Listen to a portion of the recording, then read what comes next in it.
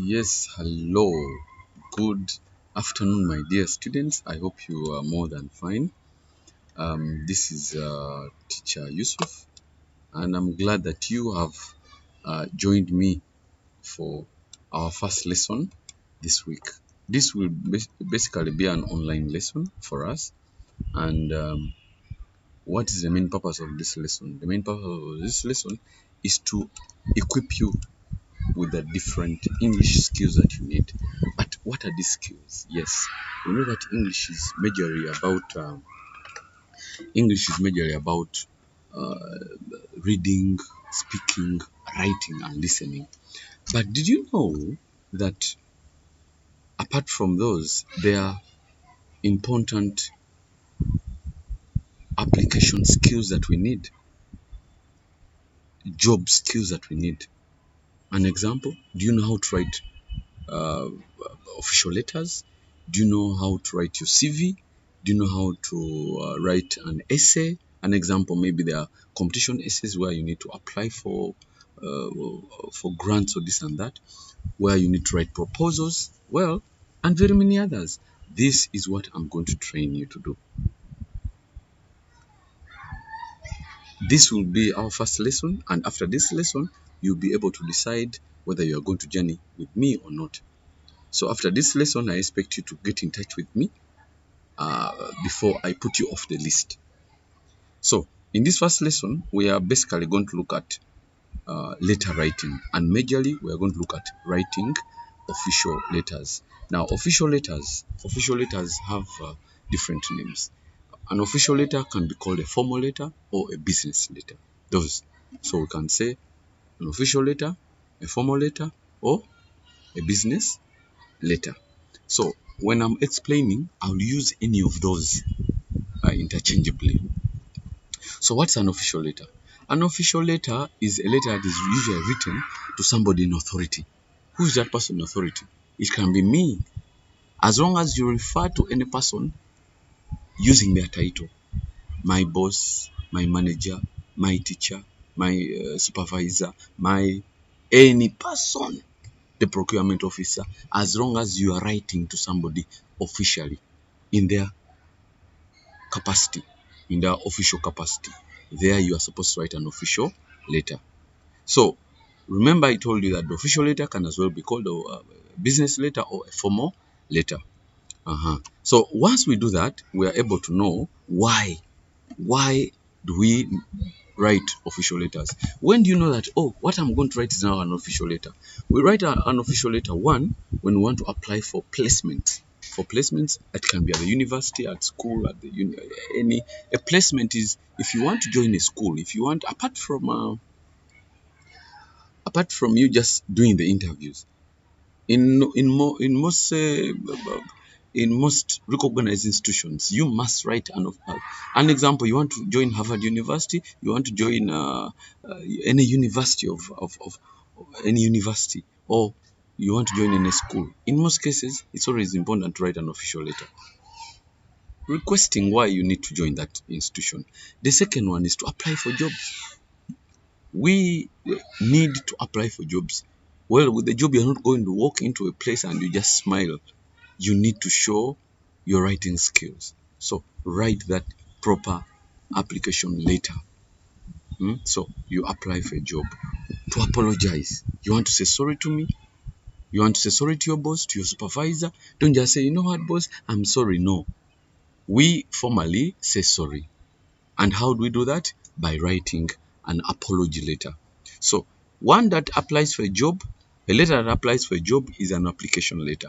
A letter that intends to say sorry is an apology letter. So how do we write those apology letters? Then we have requisition letters. Those are letters that are maybe requesting for different things. It can be for a grant, it can be for permission. An example, you want to get permission to be away from work, or you want to ask for permission to request for a grant, or you want to ask for maybe you are head of a department somewhere and there are some things logistically that are missing, and then you want them to be given to you. You still write officially. You don't just simply write, because letters, by the way, letters help us in the process of accountability, because without accountability, later on, when something goes wrong, then in most cases, you might be held accountable for anything. That's why if any person comes requesting for anything in their official capacity, they have to do it formally, that is by writing a letter. Then we can also write to give information. When you want to give information about anything officially, then you also need to use an official letter. To also advertise for jobs. You want to advertise for jobs here and there, you must write to the people that you want to advertise jobs for, or those that are going to advertise jobs for you, so that you are able to be formally granted the permission. So the other issue we want to look at, how is a formal letter. How is a formal letter different from an informal letter? Or how is an official letter business from this different from all these other letters that we usually write? So look at this. How are they completely different? Here, when we write a formal letter, one, we write for a particular purpose. What does it mean? No greeting, no anything. We go direct to the point, because you know you're applying for a job. An example, you're applying for the job, your first line, I humbly submitting my application for the post of this. You are writing directly for that. I humbly write to request for this directly. There's nothing, hello, how are you? I hope you are fine. No greeting, because this person doesn't know you. Even if this person knows you, you're writing to them officially. The second one, when we are writing a formal letter, we are brief, direct. This one I've already mentioned. Hello, but when you are writing this, remember, you are directly to the point. After the subject line or after the reference, the next thing is the main reason.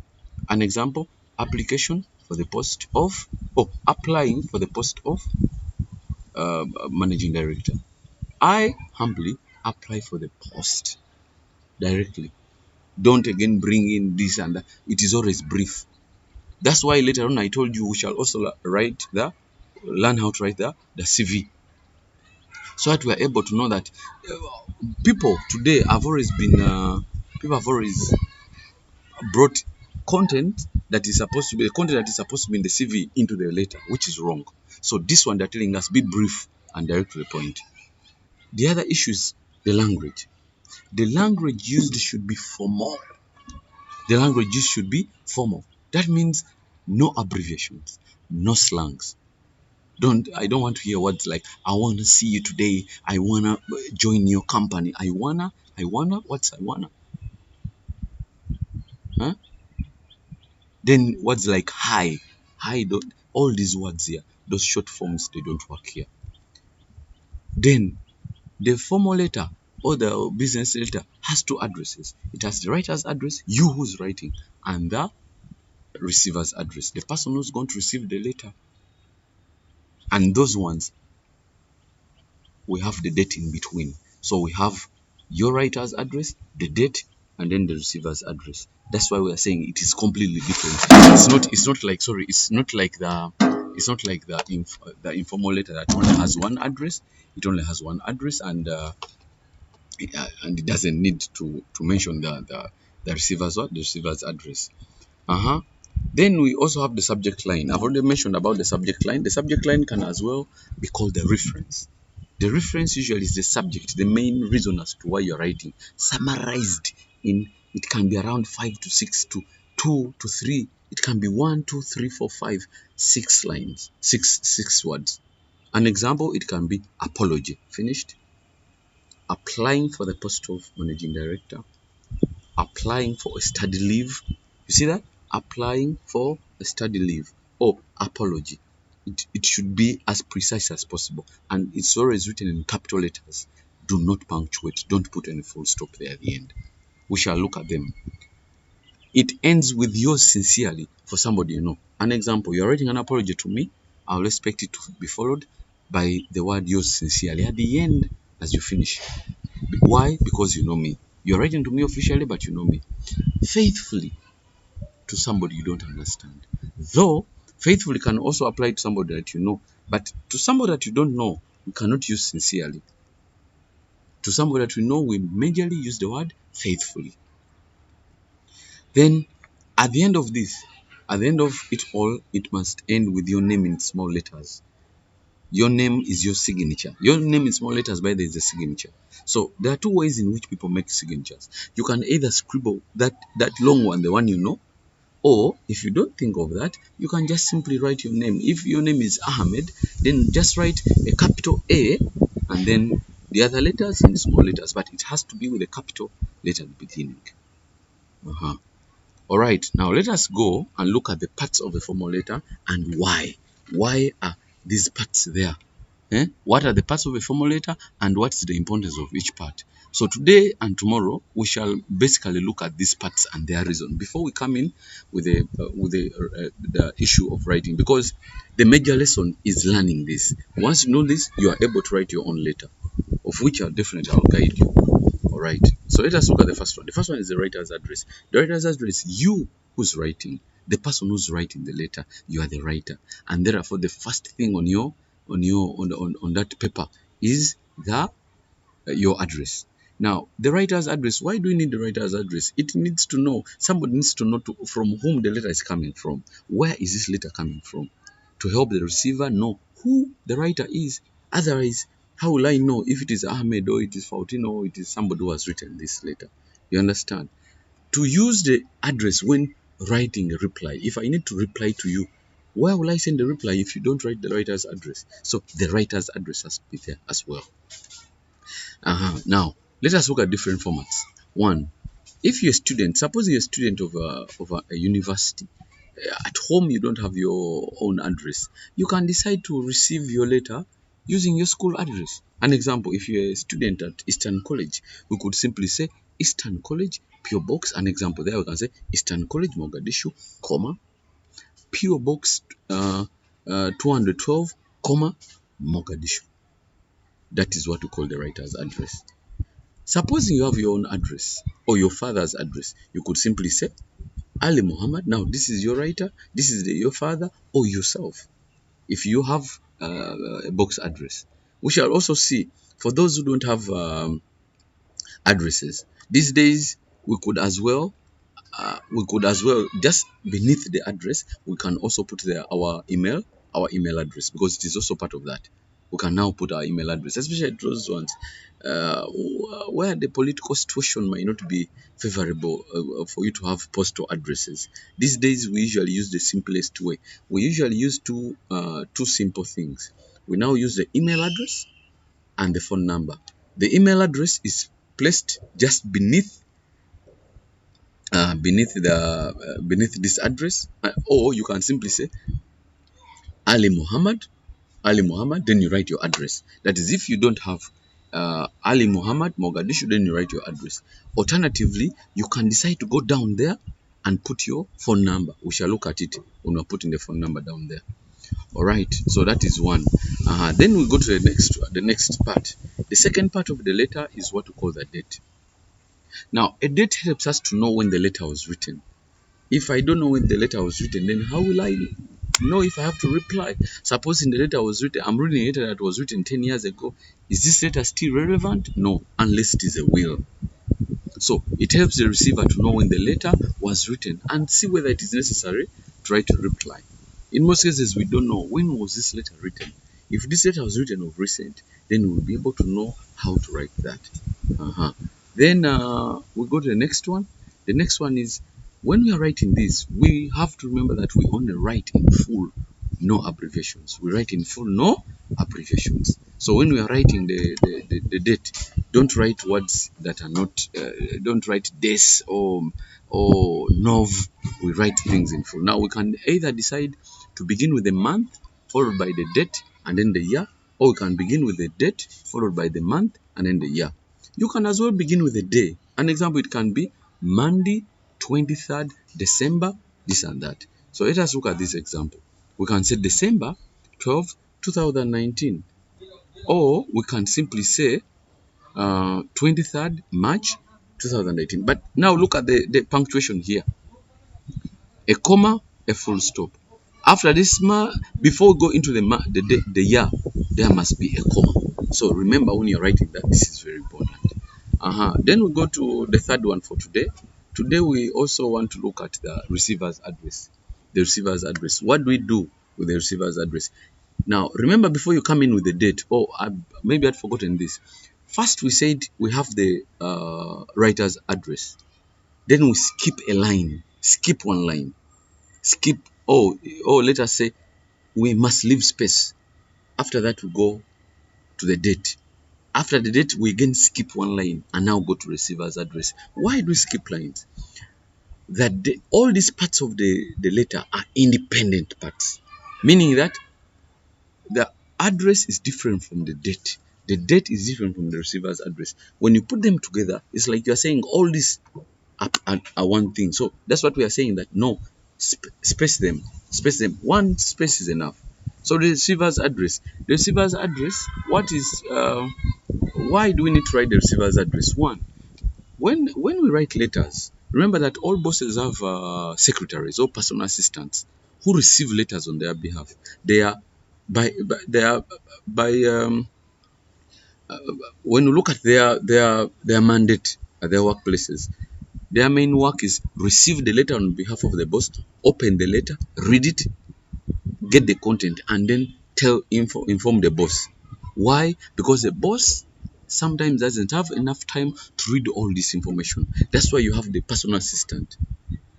So the personal assistant usually picks up all this information, summarizes it, and then feeds it to the boss. So that's why we have that's why we always need to write the receiver's address, because the receiver's address summarizes where, to whom this letter is supposed to go. To whom? If you're writing a letter, are you writing to the manager, to the accountant, to the procurement officer, to the human resource manager? Are you writing it to the secretary herself or himself? To which department are you writing? That's the major use of the receiver's address. So it helps the secretary to file the letter in the right file, so that when they are giving this file to the owner, that letter is there. Then also, it also helps them to forward this letter to the right person. Imagine you writing a letter to the human resource manager, and then the letter ends up in the gatekeeper in somebody else's office. Then sometimes maybe it is against maybe it is all the deadline. You're against deadline, so you'll end up losing out on the job. All right, now let us look at the example. An example: if you're writing to the manager or to the human resource manager of Hormuz. Let me say Hormuz. You're writing the human resource manager of Hormuz. Look at this. We will say the human resource manager, comma, then you write the company. Hormuz Telecom, comma, P.O. Box. You know their P.O. Box number. So P.O. Box, you have to search for it. If you don't know, still you can leave it like this. And this one now, it means you have to hand deliver. That means take it yourself personally to that place. And then where is that? Mogadishu. So you are writing to this. Definitely, if you are writing to the human resource manager, I expect a comma, and a full stop. If the company you are writing to is out of this country, then the country's name has to be the last one, to be the one to appear at the end. Okay, supposing you are writing the country director. Let me say the country director of what? Country director of USAID. We could say the country director, USAID, P.O. Box, and then Mogadishu or Somalia. Remember, I said for you to put the name of the country here down this way, it means that letter is going out of the country. So you are writing the country. Remember, this is the receiver's country, the receiver's address. So you're writing you're writing the country, the receiver's country here. Okay. Suppose you are maybe write to your principal, the principal of a school, or the head teacher of a school, or your manager of the school. You are maybe writing this person you want to communicate or ask for something. You'd still say the manager, Eastern College, or the principal, Eastern College. So suppose you are maybe writing to the manager of the school, you still say the principal, Al Hamal Junior School, Mogadishu. And then definitely we need a P.O. box there. So look at the punctuation: comma, comma, comma, full stop. So this is all important. So basically, this is what we usually do, or what we need when we are preparing for letters. Now, remember, to summarize today's lesson, we started with the major reasons as to why we write letters and how an informal letter is different from a formal letter. We also looked at their contents. We have started with the first three. The first one was the writer's address, you who's writing the letter. Next, we said after that we skip one line and write the date. And then after the date, we have looked at the receiver's address. Tomorrow, we shall look at the subject. We shall look at the salutation, and then we shall look at the subject line and then the body. Until then, I remain teacher Yusuf. I hope Allah enables us to meet tomorrow. Until then, join and encourage other people to join us or to talk to me. Thank you. Bye.